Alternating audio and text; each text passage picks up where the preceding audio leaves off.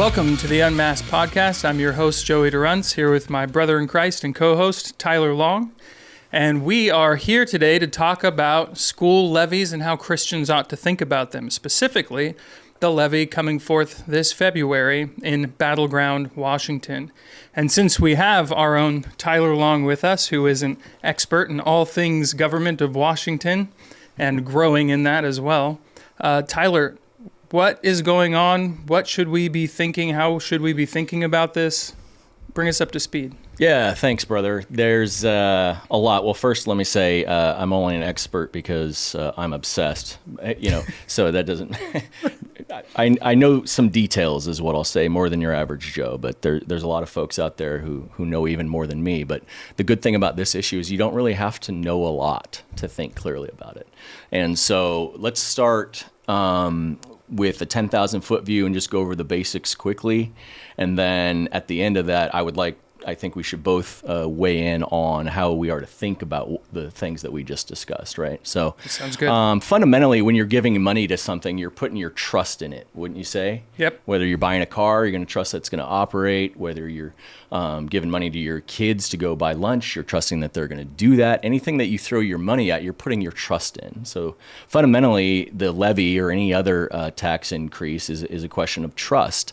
And if you're going to vote for it, you better have a good amount of trust that that it's going to be used prudently and for the purposes that you have in mind, because it's your vote, right? Yep. And so there are many reasons not to trust the public school system in this town or any other town, but we're going to talk more specifically about this town with more money. And first and foremost, and that is the McCleary money. So people may not know what that is, but there is a court case that came before the Washington Supreme Court, of course, by the McCleary family, where you get the name. It was decided in about 2012-ish, I believe, and the Supreme Court came down with a ruling that said, it's in our Constitution, education, and our opinion is that the state needs to fully fund basic education. Fully fund. And in response to that, the state legislature came with the McCleary Act, which followed the McCleary judicial decision and dedicated millions of more dollars to the local districts. So every local district was suddenly awash in tens of millions of more dollars. But you need to understand the logic behind the ruling and the legislation to understand what that money is meant for. The state is supposed to fully fund education. They were not doing that. In response, the legislature gives more money. So what is that more money supposed to do? Bridge the gap that was already a burden on the local communities. Therefore, that money, by definition, was supposed to replace local levies. And for those of you that are new to Washington State, as I was, the way that it works here is you vote for a levy. The school puts forth a levy, and the levy is saying, hey, we want to tax your property X number of dollars per thousand, and we want to use that money for our school. And you vote on that, whether you think that's a good idea or a bad idea. And so what you're saying is, up to the McCleary Act, it was a mixture of some money coming from the state and then the rest of it being made up for in local governments by levies. Correct. And it's still that way, but that's because we failed. And so I'm not saying that there's no circumstance where a local community couldn't decide to, vote in a levy for some or a bond for some special need unique to that district. However, the underlying presupposition and the underlying reasoning for the McCleary money must be acknowledged, and that it was supposed to fully fund education. And so what happened, though, is when the districts became awash, swimming in cash, like Scrooge McDuck in his swimming pool, what happened is the teachers union saw that money, and so you had a gap between when that money comes in from McCleary and all the existing levies at the local area were still in place. And so you had this gap where there was extra money, and a lot of it. And when people see money, they come a-running. And so what happened is all of the districts in our area and really across the state went on strike illegally. Teachers are not allowed to strike in Washington State. So they illegally went on strike and basically said that money's meant for us. And so most of the local districts, all of them actually, but most of them caved immediately. Battleground held out the longest. I think the strike went on at least a month. This is back in 2018. But ultimately, they caved to and gave all of that money to the teachers in the form of raises and additional benefits. It doesn't sound sustainable, though, because they're drawing from two sources of income. It is not sustainable. In fact, those on the opposing side had warned you are going to put us in a fiscally irresponsible position. We're going to run out of money in 2 years. And that did happen. All the budgets around here at all the districts did run into significant shortfalls. Now, in other communities like Camas and Vancouver, they just bailed them out, though, and voted themselves massive new tax increases to cover the gap.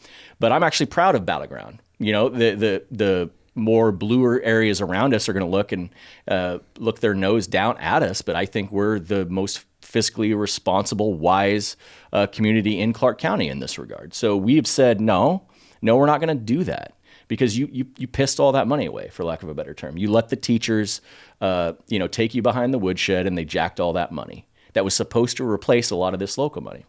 So you have the McCleary Act, number one. That's one main reason not to trust it. The other reason not to put your trust in it is the reports that come from the Washington State websites and the report cards. So you've got the report card that comes from the OSPI office. That's the Office of the Superintendent of Public Instruction. It grades each and every district, talks about how they're living up to standards. And so 51.9% of students in the Battleground School District are failing to meet grade level English standards consistently. Now, some out there are going to take issue with the stats that I just quoted. I will prove to you why they're accurate later. But just roll with me for now. But even those who would argue against me are still going to say it's like high 40s. Like, okay, is that acceptable? So you're quibbling over like, no, we didn't get a 30% on that F. We got a 45%. So anyway, the point is, what you're saying is we're producing Ivy League students. Absolutely. Yeah. Rhodes Scholars across the board. So, and then 61.2% are failing to meet math standards. This is up 8.5% from just 7 years ago. We see we're falling off a cliff. You can almost say there's a correlation between more money and failure. I'm not saying that there's a direct correlation, right? But they do coincide. Mm-hmm. Right. So, and then also 53.7% of students are failing to meet the science standards, and that's up 6.8% from a mere 7 years ago. Why did we pick 7 years ago? Because that was pre-COVID.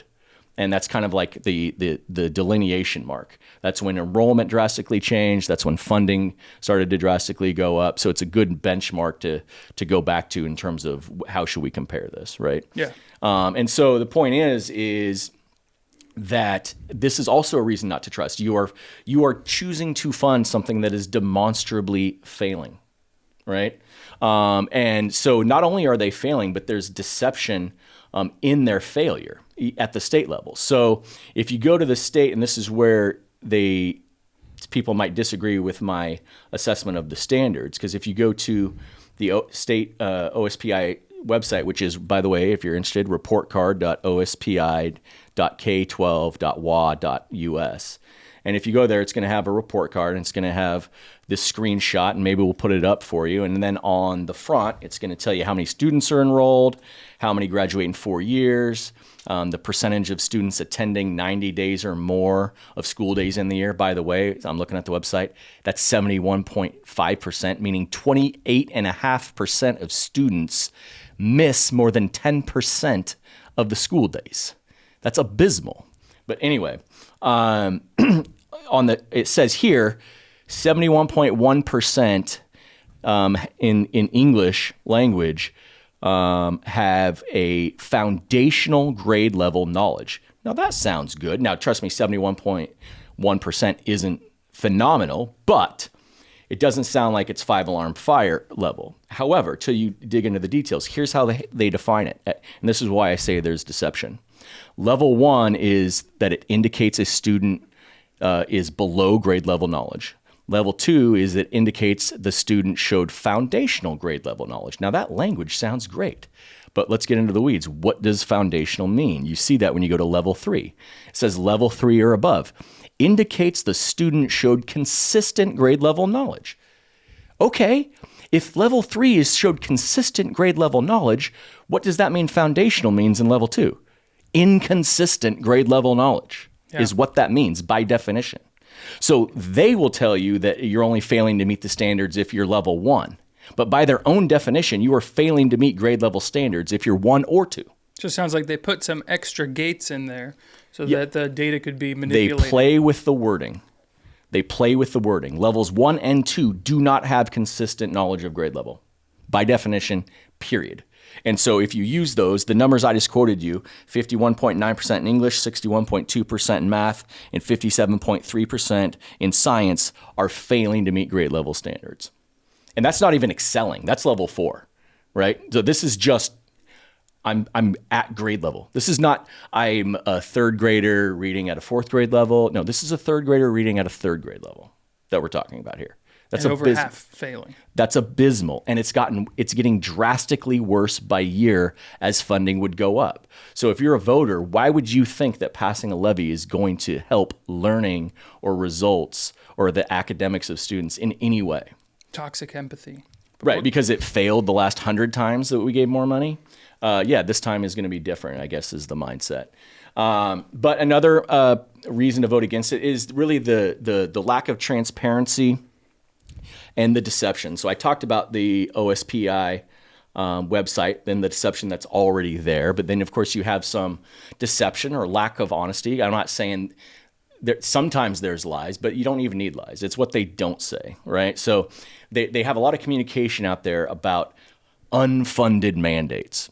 And just a critical eye and some basic critical thinking can illustrate that some of these are really pushing the boundary of accurate. So they're talking about a new curriculum being needed for financial literacy, and that's going to cost upwards of $450,000 to implement this new class. Okay, well, I assume that there's 5, when I was in school, 6 periods a day, whatever it is now, 5 to 7 periods a day. If you're reducing your instruction now from 6 to 5, then you're going to save money on whatever it is you're eliminating, right? So why would it cost more? Unless you're talking about textbooks, and most things are online right now, especially financial literacy, why would that cost more? So I'm not saying that they're 100% wrong, but I'm saying that a critical thinker needs to look at that and say, are you sure about that, right? And then on their list of unfunded mandates, you also have a bunch of stuff that's really just record-keeping requirements for the state. And they're saying it's hundreds and hundreds of thousands of dollars just for additional record keeping. Is it? Maybe it is, maybe it isn't. Okay, teachers work 9 months a year, right? They have the entire summer off. I think they have extra time, and we're going to get into how much they're paid here in a little bit. If it takes some extra record keeping, why do you have to add staff? How do you have unfunded mandates when everything's funded by the McCleary Act? Now, be careful. That's critical thinking now, okay? Right? Even though they're getting tens of thousands, not quite 20,000 per student, even though they're getting a ton of money from the state, how can you say something's unfunded when you're getting, $15,000 plus from the state, per student? It sounds like a priority in budgeting. Right, and that brings me to my next point, and that's why it colors when they're talking about unfunded mandates. So they'll get out there and they'll shout from the rooftops, unfunded mandate, unfunded mandate. What they don't talk about, and if you're a critical thinker, this is what you should ask about. Okay, what about funded non-mandates? What are you funding that's not mandated? I'm sure a lot. In fact, let's go over what we found from the K through 12 website. The other website you guys should know is it's fiscal.wa.gov, and you can find the fiscal reporting on any school district. And the salaries were jaw-dropping, aren't they, Joey? Oh, yeah. So we don't have 25 to 26 year salary here yet. That's public. But we do have school year 24 to 25. Superintendent, $337,511 for the year. And if you look at this, and I encourage you to do so, there are a number. That's a $60,000+ increase from the year before. Yes. The year before it was $272,000. Yeah. And that's one person. That's just one person. Yep. And so that's like, what, I don't know, 27,000 a month or something along those lines. A little less than 30, because then that would be 360. But you have so many different admins here that are making, $200,000, close to $200,000. You have, 629 people on a 6-figure income? And keep in mind, like, a lot of these are teachers, and they're working 9 months out of the year. Yeah, no, we've got a vice principal, multiple, making $170,000 basically, 169 and change. You have a lot of 168 and change, 167 and change, right? district administrator. And this is needs to be pointed out. This is just salary. It doesn't. As far as I can tell, this is just salary and does not include benefits. And so you can add a good 30% of cost onto here for the great healthcare and other benefits that they have. And so the numbers here are extravagant numbers. And so if you're a citizen of Battleground and you've gone through all the things that these folks have been through in the last few years of economic uncertainty and inflation, the schools will love to bring up inflation in terms of their costs, not in terms of our ability to afford a new levy, right? But they'll bring up all sorts of these things. Do you think that the average Joe that's working for a private company is having their salaries increased at this rate? The teachers have no problem. Oh, inflation. Well, yeah, because you've taken the same person from 133, 135, 146, 151, 163. They're making 30,000 more than they were 4 years ago. The average Joe is not getting those kind of raises. No.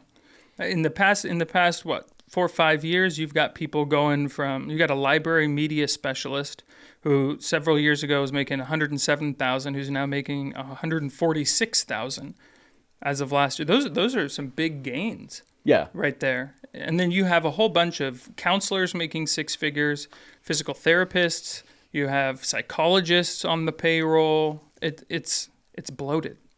Absolutely. It's bloated. And so when they talk about the funding mandates, they're not talking about the bloating. And you know it's bloated because enrollment is down from 2019 and 2020. And we use that because it was pre-COVID. At that time, full-time student enrollment was 13,365 in 2019, 2020. It's now just around 13,100. So it is less, but the district is spending more. They were spending $178 million. Now they're spending $242 million. I'm sorry, you cannot account for that with just inflation. And during that time, they've reduced teaching staff. They'll always talk about teachers. They've reduced teaching staff by 2, but they've added 80 non-instructional classified staff in that time. 80 employees when their enrollment is down. That's asinine. What company in the private sector can get away with that? They will go bankrupt. Or what household? No, what household can operate their budget that way? No. But a school thinks they can, right? But thankfully, the citizens of Battleground seem to be holding strong on this. And so they'll talk about, that it's not that much, but what they don't understand is along with the McCleary decision, since the state had to fund all these things, they raised our property taxes to increase this funding. So while they're going to compare your local levy rate now to what it was before, what they fail to tell you is that you're paying a lot more at the state level because you've made up for the difference in the state funding, right? And so in 2017, pre-COVID, again, and this is pre-McCleary, this is right when the McCleary legislation came down, we were at $1.98 per $1,000 of assessed value, and now we're at $2.70 per $1,000 of assessed value. That's a huge increase. Mm-hmm. That's a huge increase. And so you are getting taxed twice, citizen of Battleground. And our assessed values are going up too. That's the other thing, is our assessed values are going up, even if you didn't move, right? Even if the rate didn't change, what was your house worth in 2017 versus now? right? And housing and real estate went up higher than any rate of inflation, which means your property taxes also went up higher than any rate of inflation, right? So the levy is a double dipping of sorts. It's an absolute double dipping because we've already paid this money to the state that was designed to fully fund education. And because of mismanagement and because we let the teachers union steal all the money, now we're in a fiscal responsibility. I'm sorry, if you mismanage it, you can't just come back and ask us for more money. Not in my book. Not in my book. I don't think households don't get to do that, right? I mean, you might get away with that with your parents or something like that, but I can't go, if I mismanage my money, I can't go to the general public and say, hey guys, I made some mistakes. Will you guys cover my mortgage and my food and my car payment and insurance and whatever? Right, exactly. No, if you're young, you can go to mom and dad, but if they say no, you're a creep, yeah. Right? So, yeah, we can't live life that way, but yet schools really think they can live life that way. And sadly, there are communities like Camas and elsewhere that just, I think it's a sense of pride for some of the rich folks, like, we have the highly funded schools. Like, it just becomes like a status symbol. Well, here's the thing with that also. You can privately fund schools, can't you? Absolutely. You make private donations to a school if you want to. I know it happens at the university level. I don't know why it couldn't happen at the public school level. And so that's one of the other things is if you believe in this so much, how much are you privately giving to this? Right. Or is it only you're wanting to coerce other people with the sword from the state to fund this? Right. Because those two things are very different. Yeah, no, exactly. And coercion versus free will giving. And if all these people who are so pro school funding just donated an hour or two of their time, like part of the cost they're talking about is, the crosswalks and stuff. Like when I was in school, those were volunteers. Those were moms. Mm-hmm. Is that not the case anymore? Either way, there's all sorts of volunteer positions that I'm sure moms and dads of students would be happy to fill, right? That could fill the gap, right? And in fact, I would do it. Like, so we as a community can step in. There are other solutions than paying money, right? Yeah. And so, in fact, the parents should be doing that because we'll get into this later. It's the parents' job to educate their kids. Yes, it is. Don't say that out loud. But anyway, another reason not to trust is what they're actually teaching. And the Battleground schools, as well as a lot of the schools in Washington State, has become an incubator of Marxist ideology and woke indoctrination. So you still have, and in the Battleground school district, males being allowed to go into the female restrooms and the locker rooms. I'm sorry, that's a moral line that's unacceptable to me. Do not ask me for a dime, ever, if that's what you're doing. I will protect the girls in our schools. Yeah. And I know this by experience because we had an exchange student from the Czech Republic who was very excited and was going to go to Prairie High School. And then she goes, Tyler, there's their boy and girl's bathroom. And I was like, really? Make doubly sure. Why don't you go back, do a double take, check it really close. And the dude, dressed like a girl, was in there numerous times. She had the opportunity to, listen to him, look at him from every angle. It was 100% a dude. And, they allow this. Ask them point blank, and they will tell you, because they can't, unless they want to lie to your face. Yes, boys are allowed in the women's restroom because they don't want to get a little tisk from the state. But they're still the local board. They're the ones responsible for protecting the students, right? They also still have males allowed in female sports. This is in direct violation of Title IX. The Trump administration has said that Title IX protects biological females from biological men in their sports. And so they are defying federal law because, again, they're nervous about the director of public instruction or the superintendent of public instruction, right? Yeah, the whole thing is just ridiculous from the ground up of men being women, women being men, just because they say so. The fantasy land of it all, the sadness that somebody thinks that, and that we just, again, toxic empathy, affirm them in that. And we've seen, since this has been going on for a number of years, the people that by God's grace get pulled out of that deception and the damage and harm that's been done to those individuals by the people that they thought were loving them. Absolutely. And trust me, the crazy is going to get even greater. So they just were implementing a new discipline policy this year. We spoke at it at the school board meeting, that there's going to be a disparate discipline based on race.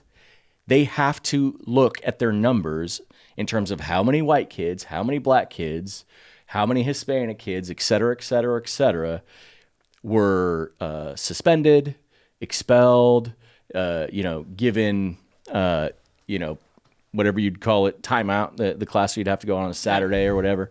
So they have to report that and make sure that there's no disparate impact. How about there's no disparate impact on the victims of those, affected by the misbehavior?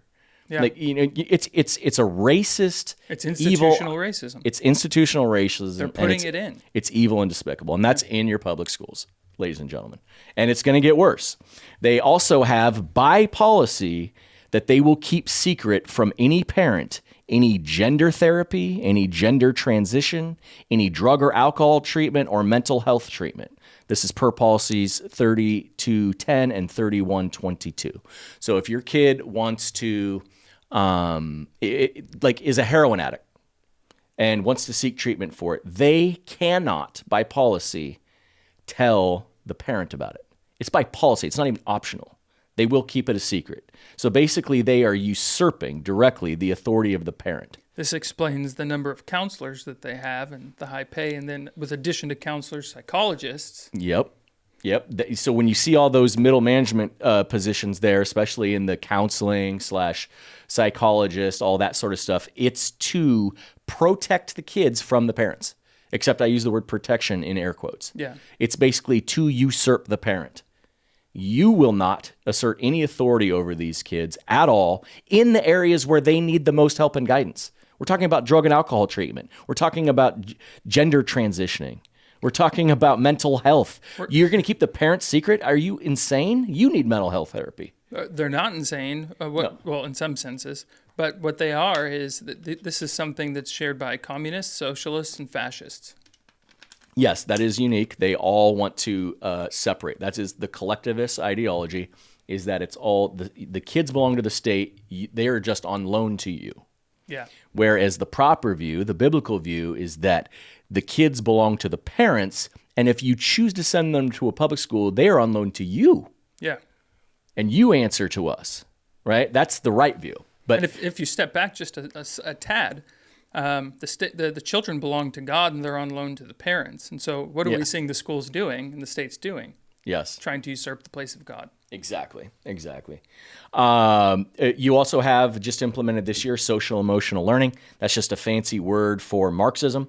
What it does is it basically trains kids from an early age to start to view things in a collectivist manner. And anyone who has any sort of grievance, you are to look at them with empathy. It doesn't matter how ridiculous their grievance is, doesn't matter what it's based in, because in their stated purposes, it is based on identity. Yeah. It's not based on an objective reality. And so they are training you to already view everything through a critical theory lens, that there are groups of people. And if this people thinks they're oppressed, your job is to look at them with empathy, but not stop there, because it's for social change. That's in their stated purpose. So they're trying to get these people to view it through that critical theory lens, that there are oppressors and oppressed, and work towards social action. Mm-hmm. That's in their own definitions. And so what is social emotional learning? It is training up Marxists. That's what it is. And that's mandatory. Yes. And that's funded. And in fact, if you want to see an example of that they're training up Marxists, I've got this little video for you. This is from the walkout that just happened because, the schools are indoctrination centers, and a bunch of students walked out at the school's tacit wink approval. Mm-hmm. And, I found this on social media, and this is what the video showed. I don't talk to cops. Fuck you. I appreciate you. She's telling me.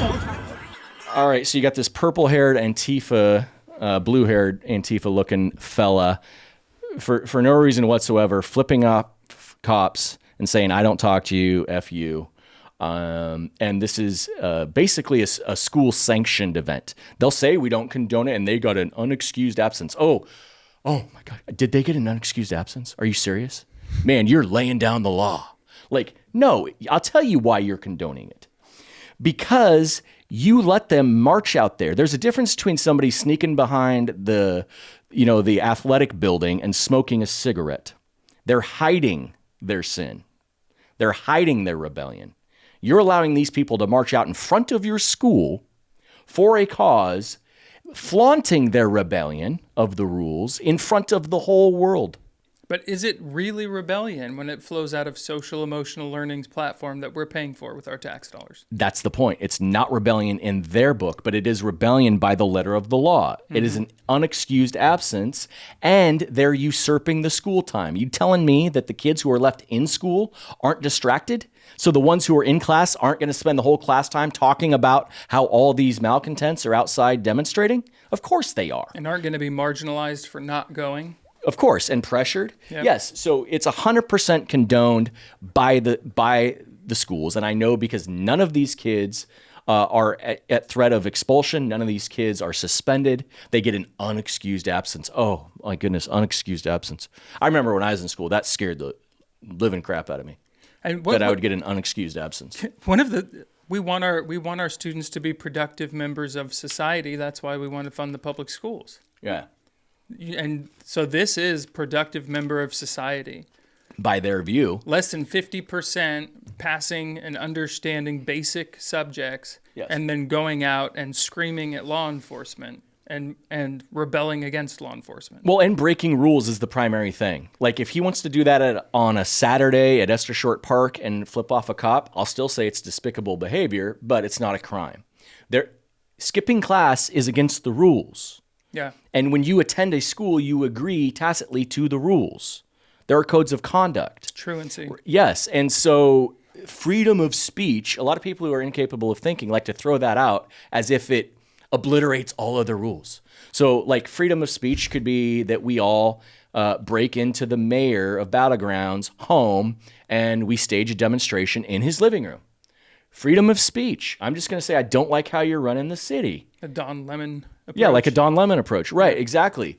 Right. So the point being, like, it doesn't mean that other laws don't apply. It doesn't. Freedom of speech does not negate private property laws. It doesn't negate noise ordinances. Freedom of speech is not a catch-all. Yeah. It just means somebody cannot go out of their way to muzzle you in every circumstance. Yeah. Right. And so even for these kids, this isn't about freedom of speech.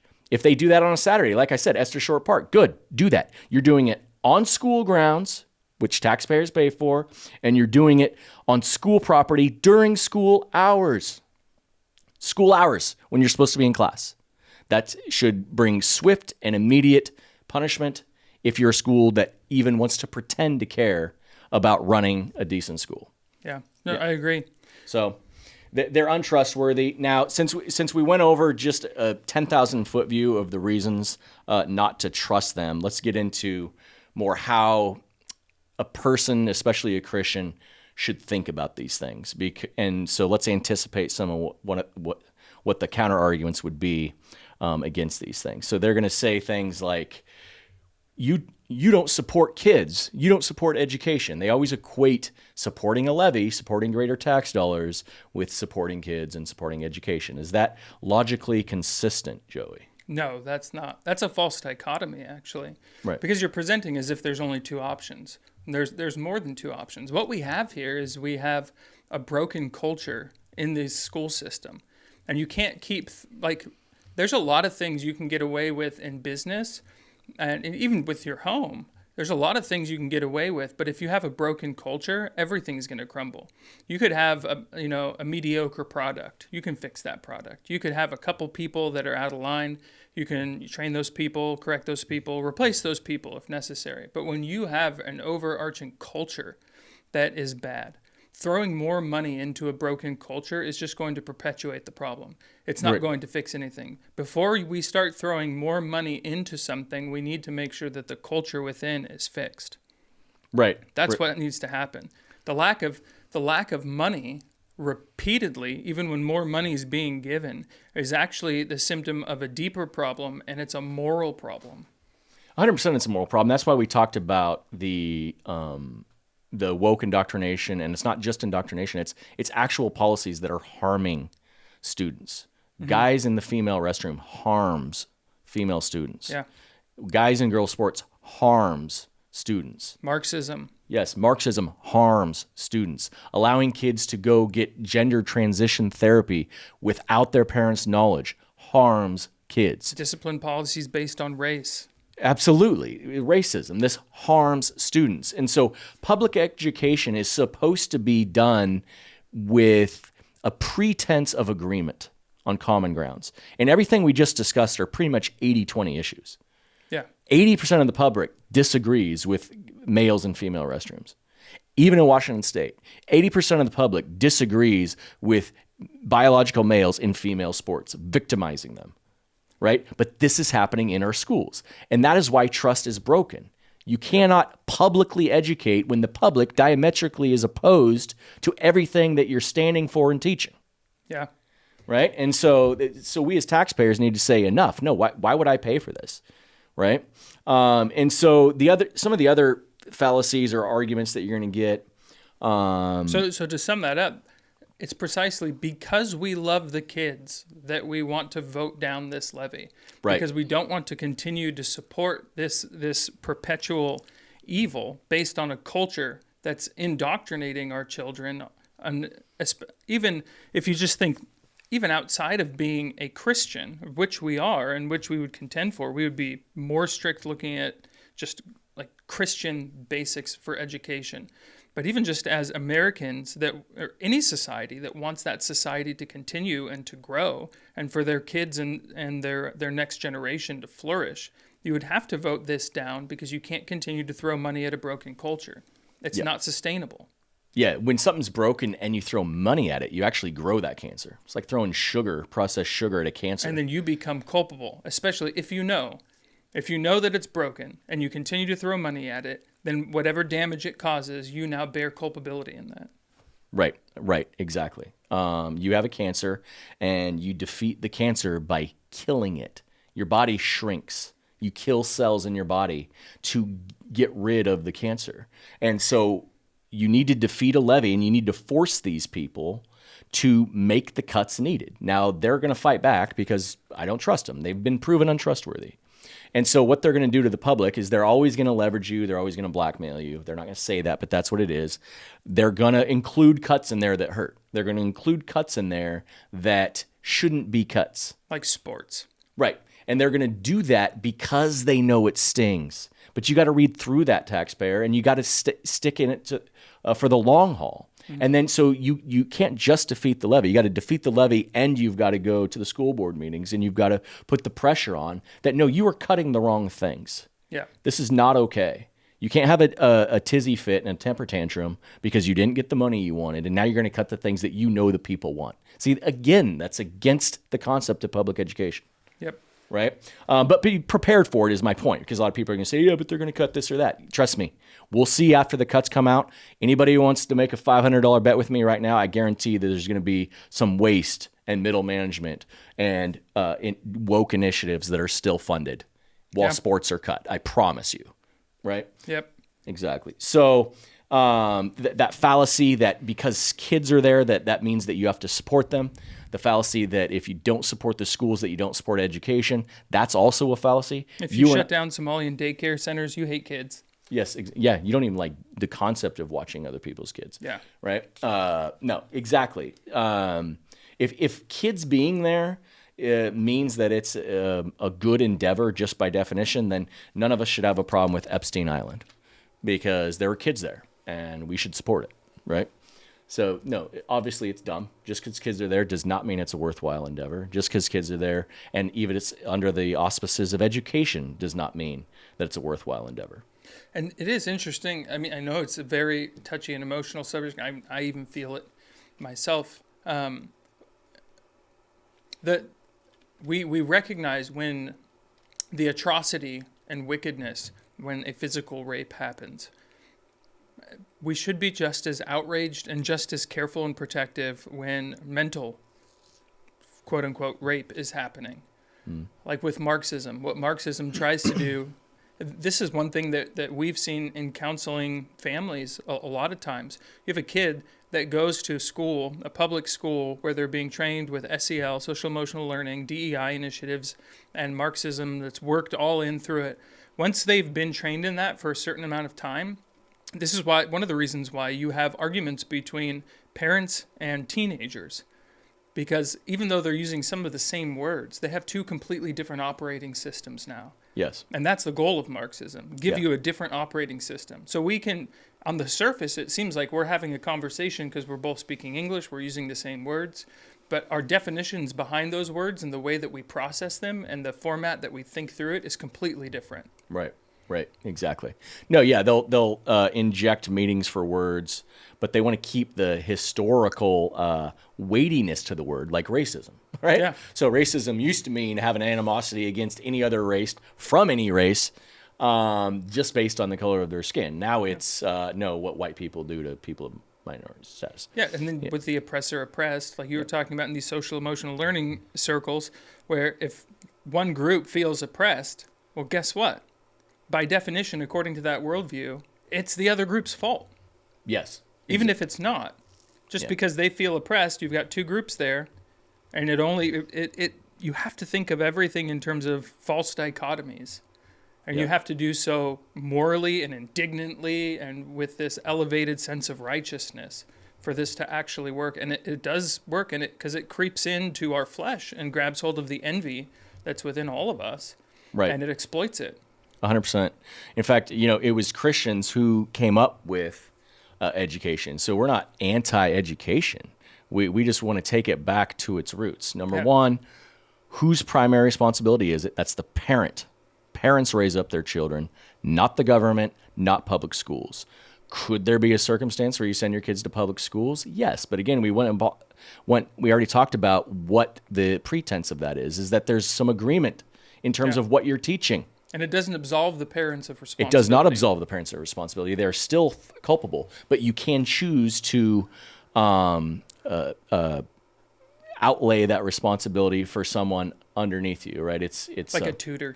Yes, exactly. You can choose to do that, but don't lose track of whose ultimate responsibility it is. So it does not logically follow that you're against education if you're against public schools. No, you're against that form. You're against what it's turned into. And then if we remember, all education is moral and religious in some sense. All of it. And just because they don't say this is religious doesn't mean that it's not. If public education were run in mosques by imams and other teachers, would you still be sending your kids there? Because the thing is, secular humanism, which is the religion of our schools right now, is actually far more dangerous. Right. Because it can blend and adapt, and it can be syncretistic and take on other religions with it. Highly materialistic, highly selfish, highly appealing to the flesh. That's why you'll even see some devout Muslim families come over to America, and then they start going through our process and our assimilation, and then they lose their kids to secular humanism. Right. Yeah, it's very insidious. So 100%, it's going to always teach from a worldview. It's always going to teach from a moral framework. This is good, this is bad. And as we already discussed, this is good, this is bad, in a lot of areas is on the wrong side by an 80-20 margin. Yeah. In the state of Washington. We're not even talking about, in a rock-solid church. Talking about just normal everyday Joes in the state of Washington, they're still taking the 20% side on moral issues, such as boys and girls competing in the same sports against each other. Yeah. And so, as we're wrapping it up, wherever you are out there, however much you hate the teachers union, you don't hate it enough. Let me just tell you that, because number one, they stole the McCleary money. Number two, they're the ones that basically perpetuate all this wokeness. Now, there are state mandates.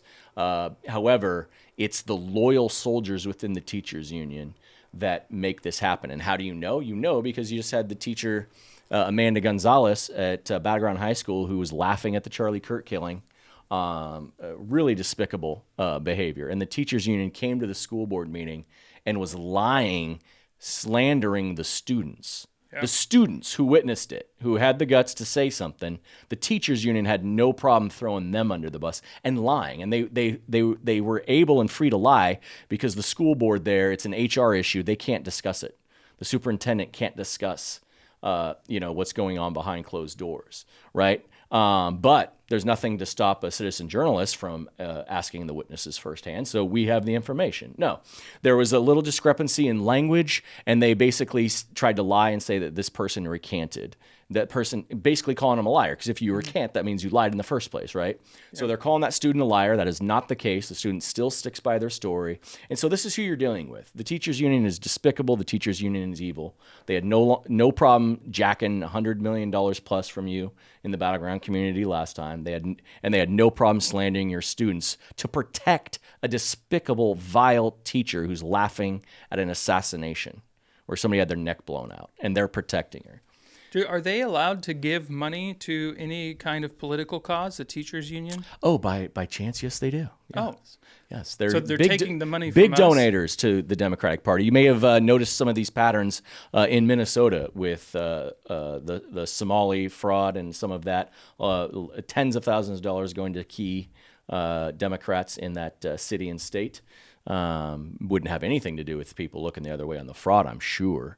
Okay. Yeah, so the increased funding, because when you increase teachers' pay, that increases union dues. When you increase union dues, you increase the amount of money, that, of course, that they can dedicate to political causes. And so it's a self-perpetuating cycle, absolutely. But the teachers' union is 100% for teachers. Now, they don't have an animus towards the student necessarily, but the student does not enter their equation in terms of what needs to be done, what is right and what is wrong. It's just dollar signs. Yep. If students need to be barreled over and made license of for them to perpetuate their cause, they will absolutely do that without a hesitation. And people need to be sober-minded about that because they think supporting teachers is supporting education. Wrong. It's the parents who have delegated this responsibility for the students. It should be student first, always. Teachers' union should be illegal. You're working for the public. Why are you striking against the public? Why are you having a collective bargaining agreement against the public, right?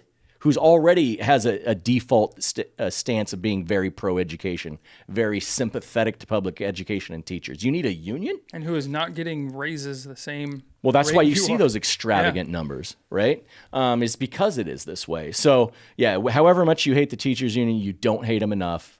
They are really one of the main points of evil that's injecting all of these problems in. The funding problem is solved, no teachers union, right? A lot of the woke indoctrination is solved, teachers union, because you can have a state mandate come down.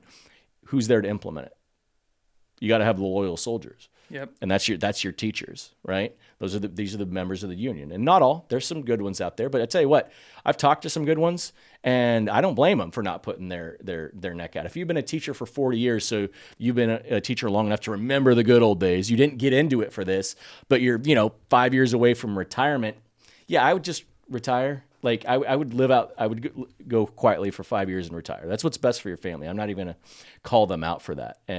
But they will absolutely feel the wrath from the union. They're scared of the union. They tell me what the union's lies are. Even just not going against them, but not participating with them. Right. They don't participate. So they give the impression of unanimity. See, and so therefore the teachers who are against all this woke crap and lies, they just go quietly and they don't indoctrinate the other way. There's no correcting or unlearning of what they learn in the other classrooms. And then the teachers who are on board with this are free to go full rainbow flag, full, hey, yes, I encourage you to march out there for your First Amendment rights and disrupt class for an unrighteous cause. And so they push them out. And see, they're allowed to be loud because they're at no risk. See, the other ones know that if they step out of line, they could get fired. And the union's not going to much care about protecting them, right? And so then they're paying dues for no effect. So this is very much a light versus darkness battle being lived out in human flesh in our state. Absolutely. It's one of many battles that we have, but I would say it's an important one. Did you have any closing thoughts? Anything we didn't cover? I have a handful of scriptures, and encourage us with that. We'd love to get your comments and your thoughts on this, and we'd love to get Brandy Cruz looking into the teachers union and anybody else that's an independent journalist, so that we could get more information. Proverbs are a great place to go, especially as you're managing your own finances and living your own life, but even it extends out when we look at institutions. Proverbs 21:20 tells us that there's desirable treasure and oil in the abode of the wise, but a foolish man swallows it up. And that was a passage that came to mind as you were talking about that overlap of double dipping, that short period where the McCleary Act kicked in and there were still levies also being funded. Right. Rather than saving that money up, it's like, how do we take this? Right. And that's what a foolish man does. He just swallows it up rather than saving it for a rainy day. The end of Proverbs 27 calls us all to know well the condition of your flocks and pay attention to your herds, for wealth is not forever. Neither is a crown from generation to generation. And then also knowing, whenever you're trying to enact cultural change, it's going to take a full-sphered approach. So should we be preaching the gospel to these people? Yes, absolutely. Should we be training culture within our families and using our families also to extenuate that culture out into society? Yes, absolutely. And should we be engaging in the civil sphere for righteousness and for righteous laws? Yes, absolutely. This isn't just a one sphere kind of approach. It's all spheres. Would you agree? Yeah, 100%. Yeah. Absolutely. Yeah. And so that we need to be faithful in this sphere. We need to be faithful in our family sphere. We need to be faithful in the church sphere. And this is just one. And there's so many lies, and our thinking has been off for so long. And a lot of people are like decades late to wake up to the new reality. And so they still think this is like 1995 or something, public education. There was problems with public education back then. I was there. I had an open communist teacher. So there was still problems then. But the definitions of right and wrong, the fundamental worldview, there was still wide-ranging agreement. Yeah. And it's only in that context that you can even presume to have public education. But this is a new generation. Things are very different. And it's up to, I guess I would say this, it's up to us as Christians to do what's right and to love our neighbor in society. I'm reminded of, who we're going to be talking about soon at church, is William Wilberforce, who was like a robust Christian. He went to John Newton because he's saved, and he's like, you know what, I want to become a pastor. And John Newton says, absolutely not. You stay where God has placed you. Don't sin against his providence by leaving your vocation in politics. And so he took that to heart. He prayed about it, wrestled through the scripture, and he said, all right, I've got two main goals. I want to reform the morals of my nation, and I want to abolish the slave trade. And by God's grace, God used him, along with others, to abolish the slave trade, which is evil and immoral, and to begin to reform the morals of the nation, but that didn't catch on. And I think we would do well as Christians in America to do the same thing as a way to love our neighbor, abolish abortion, abolish the ideologies that are fueling that are being perpetuated in public schools and held on to by teachers' unions and other Democrats that are proposing and espousing the same thing, along with some Republicans, too, that need to be corrected. And I think it's time to step up. Yes, preach the gospel, but yes, also tangible loving of our neighbor in the civil sphere. And if we don't engage, what's going to happen? One of the easiest ways that we can do that is, and you've heard us talk about this before, is by voting. Yep. So don't not vote, go out and vote. And even if you're not a Christian and you're a conservative that by God's common grace has some common sense, go and vote.